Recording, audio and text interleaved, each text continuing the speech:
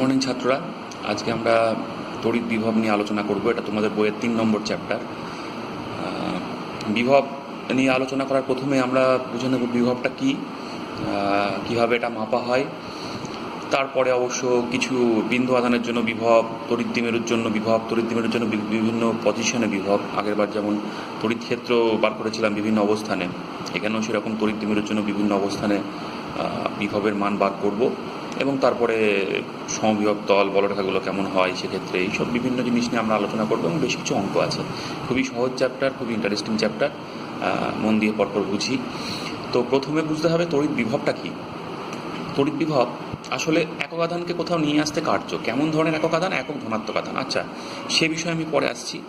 প্রথমে একটু বুঝে নিই। ধরো আমার ঘরে ওই কোনায় একটা বাঘ বেঁধে রেখেছি, অবশ্যই দড়ি দিয়ে, যাতে ছিটতে না পারে। ওখান থেকে আমি প্রতিবার যাকে দিয়ে উদাহরণ দিই, পুষ্করকে ধরো আমি অনেক ভুল বুঝিয়েছি যে চলো ঘরে যাই, তোমার সঙ্গে কথা আছে, অনেক ভুল বুঝিয়ে ওকে নিয়ে আসছি টেনে। আমার উদ্দেশ্য হচ্ছে পুষ্করের নাকটাকে বাঘের মুখের ডগায় ঠেকিয়ে দেবো। তো পুষ্করকে অনেক দূর থেকে নিয়ে আসছি, তখনও বাঘ দেখেনি। যখনই ও বাঘ দেখছে তখন পুষ্করে সেই অগি কার্টুনের মতো বড় বড় নখ বেরিয়ে গেছে, মাটি আঁকড়ে ধরে ও তো যাবে না। আমি ওকে প্রচণ্ড পরিশ্রম করে কষ্ট করে টানতে নিয়ে আসছি।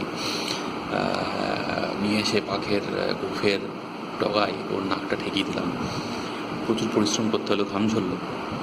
এই কাজটাই যদি দেখা গেল আমি অঞ্জুকে ভুল বুঝিয়ে নিয়ে আসলাম, অঞ্জুকে বললাম চলো অঞ্জু, ঘরে একটা দারুণ জিনিস আছে, তোমাকে দেখাবো।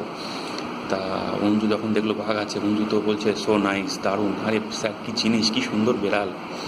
তো ওই দেখা গেল আমাকে টানতে নিয়ে চলে আসলো। যাই হোক, দুটো ব্যাপার, আলাদা বিষয় ঘটলো। বাঘের বদলে যদি ওখানে ককরোচ থাকতো তাহলে কিন্তু অঞ্জুর ক্ষেত্রে উল্টো ঘটনা ঘটতো। তা বিষয় যেটা যে আমি তাহলে এই কার্যটাকেই বিভব বলছি, তাহলে বিভবটা মাপবো কী করে? পুষ্করের ক্ষেত্রে একরকম, অঞ্জুর ক্ষেত্রে আলাদা রকম। তা এবার চলে আসি রিয়াল কন্ডিশনে। বিষয় হচ্ছে কোনো বিন্দুতে যদি আমাকে বিভব মাপতে হয়, তাহলে সেই বিন্দুতে আমাকে একটা আধানকে নিয়ে আসতে হবে। এবার বিষয় হচ্ছে তাহলে বিভিন্ন আধানকে আনলে তো আমার বিভিন্ন কার্য করতে হবে। যেমন দেখলাম উদাহরণে, পুষ্করের ক্ষেত্রে একরকম কার্য করতে হলো, অঞ্জুর ক্ষেত্রে আলাদা রকম। তাহলে বিভবটা মাপবো কী করে? উপায় হচ্ছে একটা একক আধানকে নিয়ে আসা, এবং অবশ্যই একক ধনাত্মক, যে সবাই বাঘ দেখলে ভয় পাবে অথবা ভয় পাবে না, উল্টো ঘটনা ঘটবে। তো সেই জন্য আমি কোন ধরনের, কোন প্রকৃতির আধান সেটাও স্পেসিফাই করে দিলাম, যে ধনাত্মক হবে এবং একক হবে। তাহলে বিভবের সংজ্ঞাটা কি দাঁড়ালো?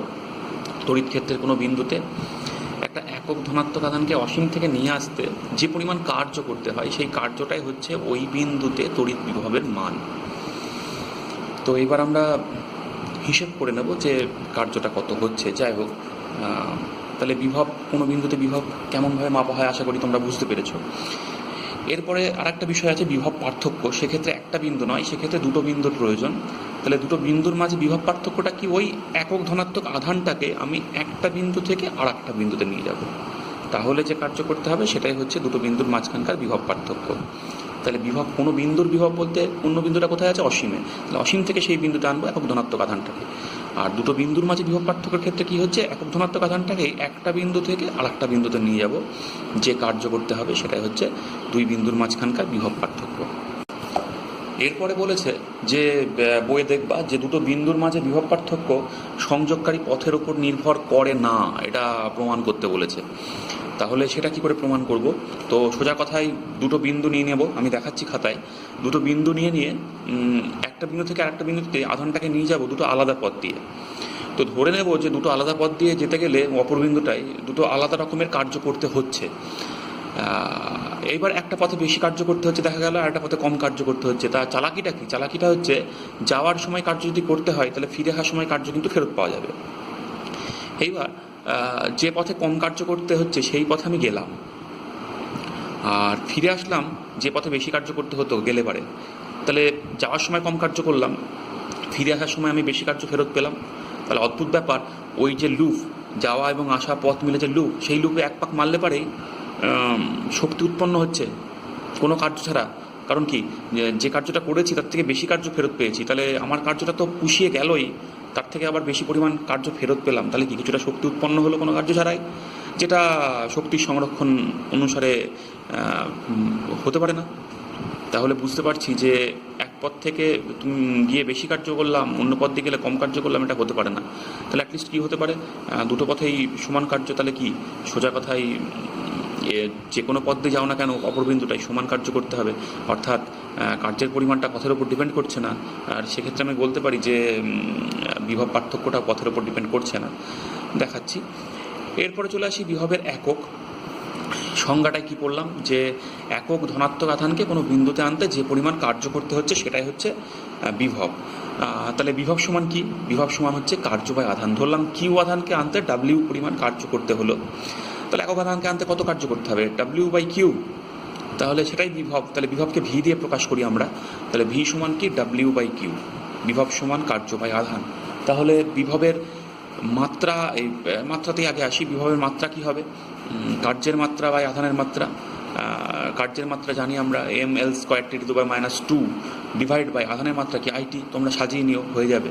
আর এককটায় আসি, যদি আমরা এসআই পদ্ধতিতে কাজ করি তাহলে কার্যের একক কি জুল, আর নিচে আছে কি আধান, আধানের একক কি তোমার কুলাম্ব, জুল পার কুলাম্ব, সেটাকেই সংক্ষেপে ভোল্ট বলে।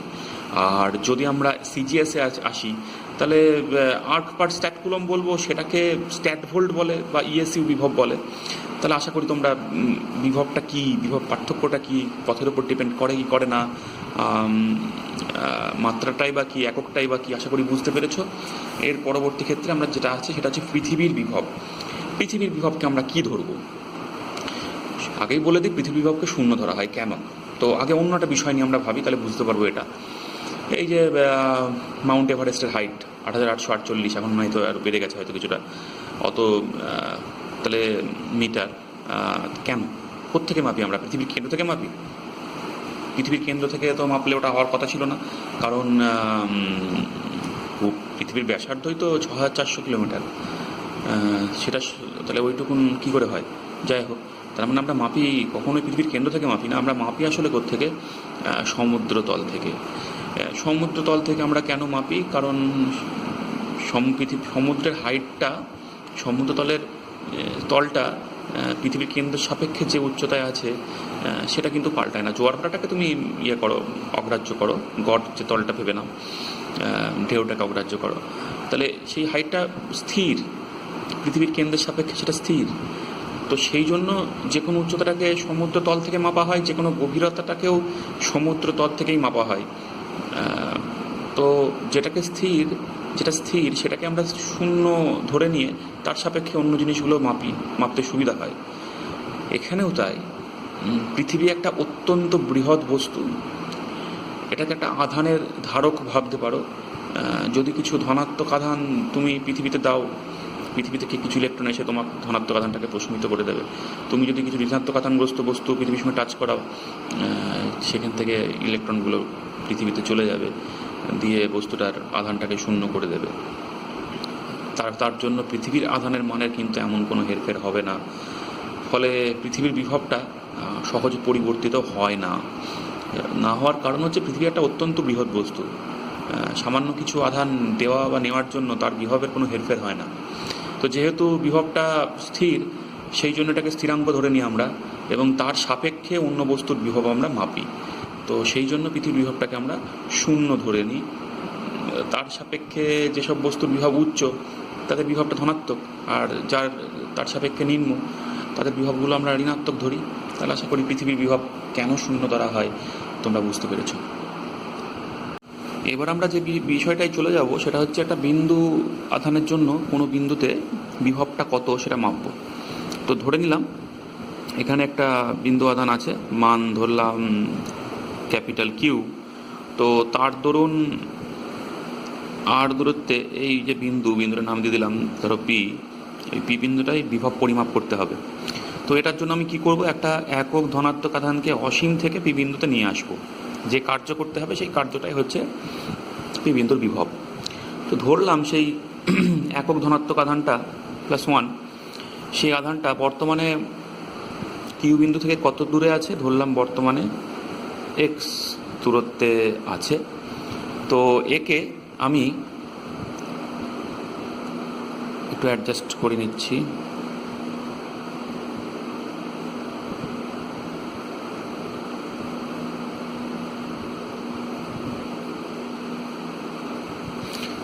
একে আমি কত দূরে আছে এক্স দূরত্বে, একে আমি আরেকটু কিছুটা কাছে আনলাম, ক্ষুদ্র দূরত্ব আরও কাছে আনলাম, সেটা ধরো ডিএক্স পরিমাণ। তাহলে এবার আমার কত কার্য হলো সেটা আমাকে বুঝতে হবে। তো প্রথমে বুঝে নিই যে আধানটার ওপর কত বল প্রয়োগ হয়েছে যখন সে এক্স দূরত্বে আছে। তো বলের মান সোজা কথায় কুলম থেকে আমরা পাবো কিউ ইন্টু 1 যদি এসআইতে করি 4πε ডিস্টেন্স এক্স, তাহলে এক্স স্কোয়ার, এই পরিমাণ বল ওর ওপর প্রয়োগ হয়েছে। এইবার সেই বলের বল প্রয়োগ হচ্ছে এবং তারপরে আমি কতখানি সরিয়েছি, ডিএক্স পরিমাণ দিকে সরিয়েছি। তাহলে আমার কার্যটা কত হলো বুঝে নিই। তো এটাও প্লাস ধান ধরেছি, এটাও প্লাস ধরেই কাজ করছি। তাহলে বলের অভিমুখ কোন দিক, সংযোজী রেখা বরাবর দূরের দিক, মানে আমি পেনটা যেদিকে সরাচ্ছি সেদিক, আর স্মরণ ঘটিয়েছে কোন দিক, তার উল্টো দিক। তাহলে কার্য যদি বার করতে হয়, কার্য সমান কি, এই যে বল ইন্টু মাইনাস ডিএক্স। কেন মাইনাস চিহ্ন দিলাম, কারণ বলের অভিমুখের উল্টো দিকে স্মরণ ঘটাচ্ছি সেই জন্য। তো এইবার যদি আমরা আগে বলে রাখি, এটাকে আমি ধনাত্মক আধান ধরেই কিন্তু কাজটা করছি, সেটা মাথায় রাখতে হবে কিন্তু। তো আমি যদি এফ এর মানটা বসিয়ে দিই, তাহলে কি হচ্ছে, Q/4πε এক্স স্কোয়ার ডিএক্স, সামনে মাইনাস চিহ্ন, এটা ডিডব্লিউ লিখে রাখলাম, ক্ষুদ্র কার্য করেছি। এইবার পুরো কার্যটা বার করতে গেলে বুঝতেই পারছো ইন্টিগ্রেশন করতে হবে। তাহলে পুরো কার্য সমান কি, এই বিষয়টা ইন্টিগ্রেশন। তো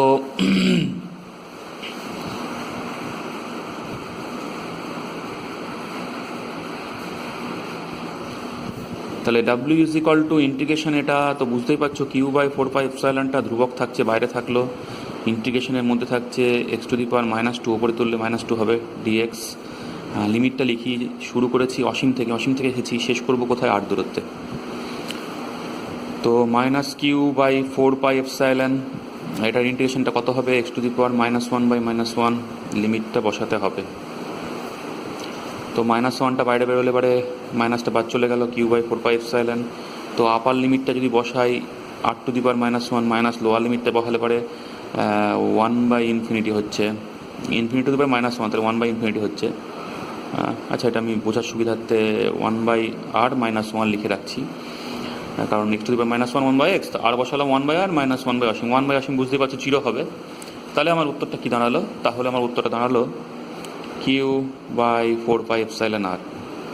তাহলে খুব সহজে বুঝতে পারছি যে যদি আধানটা থেকে কোনো একটা আধান কিউ থেকে আর দূরত্বে বিভবের রাশিমালা কী হবে, Q/4πεr মাথায় রাখতে হবে।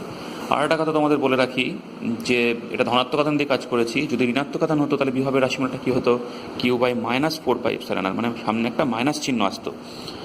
বিভব মনে রাখবে স্কেলার রাশি, এটা ভেক্টর নয়, কিন্তু বিভবের মান ধনাত্মক ঋণাত্মক উভয় হতে পারে, কারণ নির্দেশটা কার সাপেক্ষে, নির্দেশতন্ত্রটা কি, পৃথিবীর সাপেক্ষে যার উচ্চতার প্লাস, যার নিম্নতার মাইনাস। তো সেই কারণে প্লাস মাইনাস চিহ্ন আসছে। মাইনাস চিহ্ন মানে অভিমুখ উল্টো, এরকম ভাবার কোনো কারণ নেই, এর বিভবের কোনো অভিমুখ নেই, এটা মাথায় তোমরা রাখবে। এরপরে যদি একাধিক আধানের জন্য বিভব বার করতে হয়, যেমন এটা একটা আধানের জন্য করলাম, একাধিক আধানের জন্য হলে কী হবে, ধরলাম যে Q1 আধান থেকে দূরত্ব হচ্ছে R1, তাহলে Q1/4πεr1 ওই বিন্দুটার, পি বিন্দুটার। অন্য একটা আধান ধরো Q2, তার দূরত্ব R2, 4πεr2, এরকম করে ডট ডট ডট যতগুলো আধান আছে ততগুলোর জন্য আমি যোগ করে যাব। আধানের মান ঋণাত্মক হলে পারে এখানে ঋণাত্মক চিহ্ন বসিয়ে দেবো, যোগ হওয়ার থাকলে যোগ হবে, বিয়োগ হওয়ার থাকলে বিয়োগ হবে, সেটা অটোমেটিক হয়ে যাবে। তাহলে সংক্ষেপে কী লিখবো, সংক্ষেপে লিখবো সামেশন Q/4πεr, QI লিখলাম, RI লিখলাম, আয়ের ওপর সাম, আয়ের মান সেই অঙ্ক অনুসারে বা সেই সমস্যা অনুসারে যতগুলো আয়ের মান হবে ততগুলো লিখতে হবে আমাদের, তার উপর সাম হবে। তাহলে আশা করি বিভব কী করে পরিমাপ করা হয়, বিভব কী রাশি, তোমরা সেটা বুঝতে পেরেছো। এইবার আমরা চলে আসবো তড়িৎ দ্বিমেরুর জন্য কোনো বিন্দুতে বিভব। তো তিনটা অবস্থান নিয়ে ভাববো। তিনটা অবস্থান হচ্ছে, একটা হচ্ছে অক্ষীয় অবস্থান, আর একটা হচ্ছে লম্ব সমদ্বিখণ্ডকের অবস্থান, বিষুব অবস্থান যেটাকে বলছি আমরা, আর একটা হচ্ছে যে কোনো অবস্থান, যেরকম আমরা তড়িৎ ক্ষেত্র বার করার সময় করেছিলাম। তো এক্ষেত্রে অনেক অনেক বেশি সহজ এবং সুবিধাজনক। কেমন, কারণ এখানে কোনো দিক নিয়ে ভাবতে হচ্ছে না, এটা স্কেলার রাশি, তো এই ধরে নিলাম দ্বিমেরু, প্লাস কিউ আধান এখানে আছে, মাইনাস কিউ আধান এখানে আছে, প্রতিবারের মতো দ্বিমেরুর দৈর্ঘ্য ধরে নিলাম 2L, এ আর বি বিন্দু ধরলাম দুই দিকে, এটা মিডল পয়েন্ট ও। তো এখান থেকে অক্ষের উপর আর দূরত্বে এখানটায় আমি বার করব বিভব। তো প্লাস কিউ আধানের জন্য বিভব V1 সমান কত?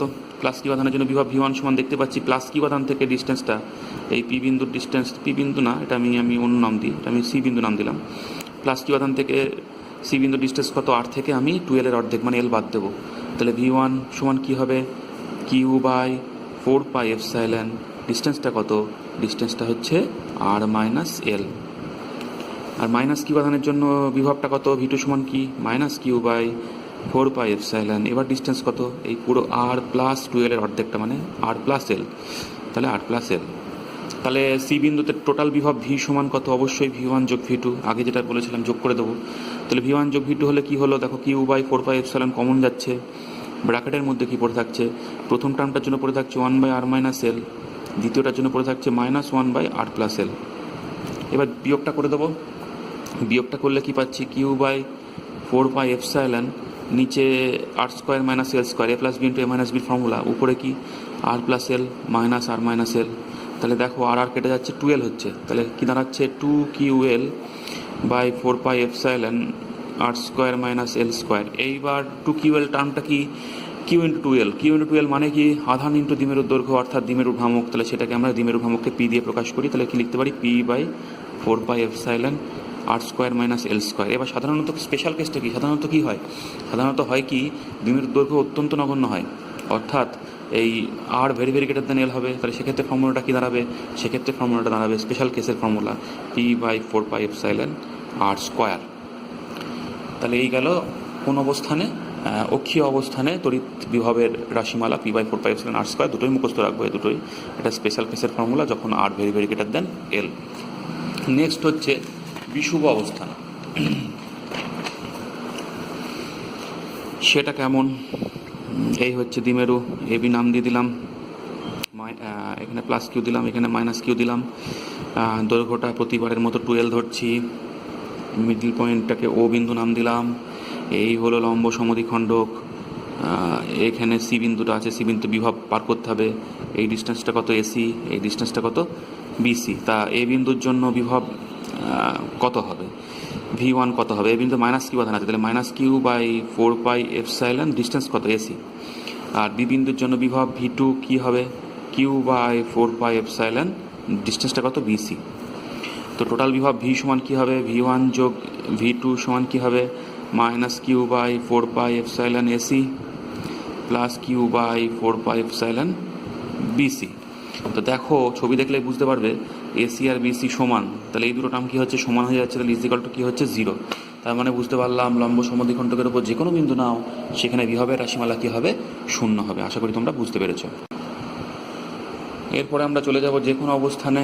সেটা একটু ছবিটা ভালো করে বুঝতে হবে, জিনিসটা কঠিন নয়, সহজেই, কিন্তু ছবিটা একটু মন দিয়ে বুঝতে হবে। তো প্রথমে আমি দ্বিমেরুটাকে আঁকবো। এই হলো আমার দ্বিমেরু, আঁকাটা কেমনটা বাঁকা হয়ে যাচ্ছে, যাই হোক। এ বি তার নাম, এখানে আধান আছে ধরে নিলাম প্লাস কিউ, আর এখানে আধান আছে মাইনাস কিউ। মিডল পয়েন্ট এটা, তার নাম দিয়ে দেবো ও। তো যে কোনো অবস্থানে ধরলাম দ্বিমেরুর সঙ্গে থিটা কোণে কত ডিস্টেন্সে? না আর ডিস্টেন্সে এইখানে বিন্দুটা আছে, সেখানে মান বার করতে হবে। সেখানে ধরো সি বিন্দু আছে, বিভবের মানটা বার করতে হবে। তো এই ডিস্টেন্সটা এসি, মাইনাস কিউ আধান থেকে ডিস্টেন্সটা কত? এসি, আর প্লাস কিউ আধান থেকে ডিস্টেন্সটা কত? বিসি। তো করবো কি, এই বি বিন্দু থেকে এই যে ওসি রেখার উপর লম্ব আঁকিয়ে দেবো, আঁকলাম।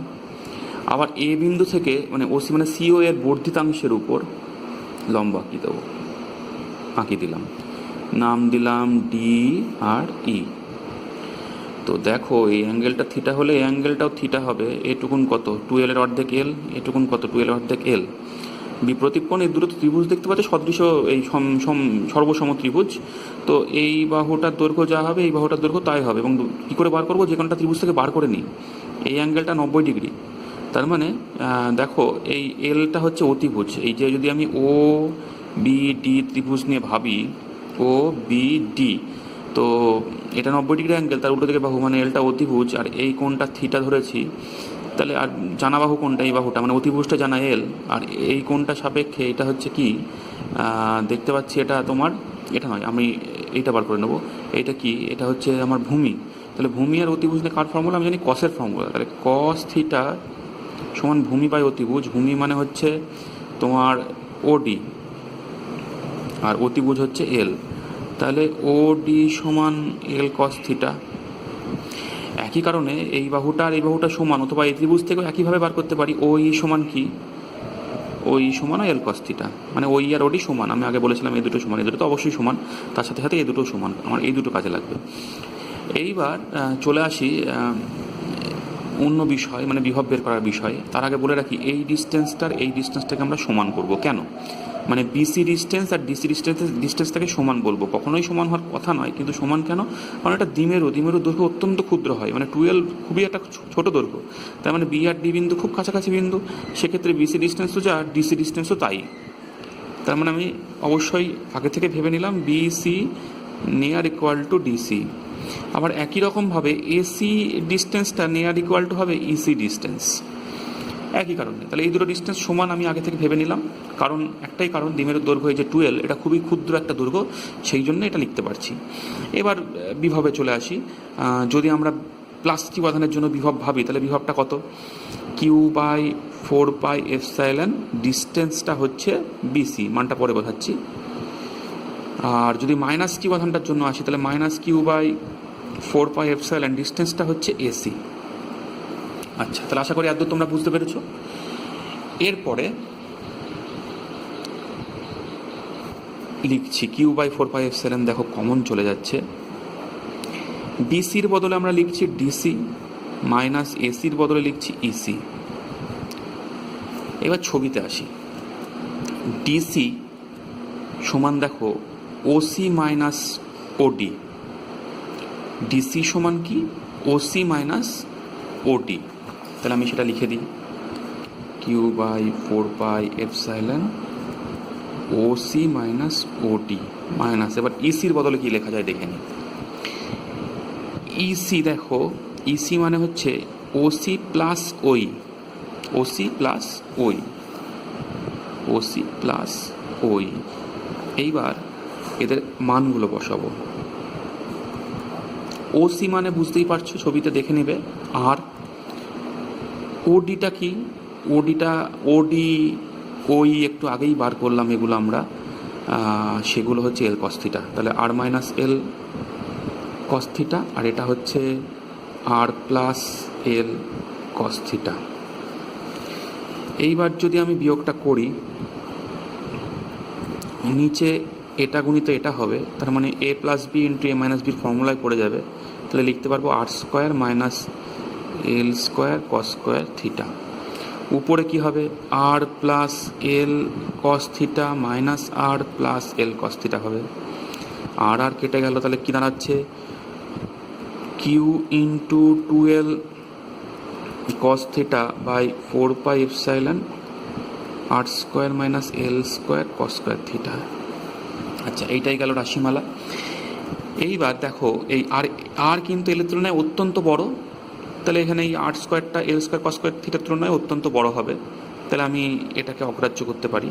আর দ্বিতীয় কথা, কিউ ইন্টু 12 মানে দ্বিমেরু ভ্রামক, অর্থাৎ পি লিখতে পারি। তাহলে উত্তরটা কি হলো? P cos theta by 4 pi epsilon, এই জায়গাটার ধরুন লিখবো কি আর স্কোয়ার, যেহেতু R very very greater than L, সেই জন্যই কিন্তু আমি এটা লিখতে পারলাম।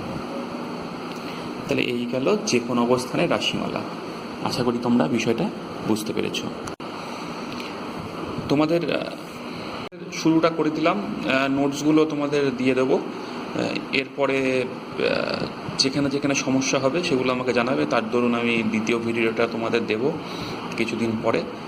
আশা করি চ্যাপ্টারে কোনো অসুবিধা থাকবে না। তারপরে তো চ্যাপ্টারে সব অঙ্কগুলোও করে ফেলতে হবে। যে যে বিষয়গুলো পড়ছো সেই সেই বিষয় সম্বন্ধে অঙ্কগুলো ধরন থেকে দেখতে শুরু করো এখন। যা অসুবিধা হবে 3-4-5 মধ্যে আমাকে জানিয়ে দেবে নেক্সট ভিডিও, তারপরে আমি পাবলিশ করব। ভালো থেকো সবাই, তাহলে আজকে এতটুকু।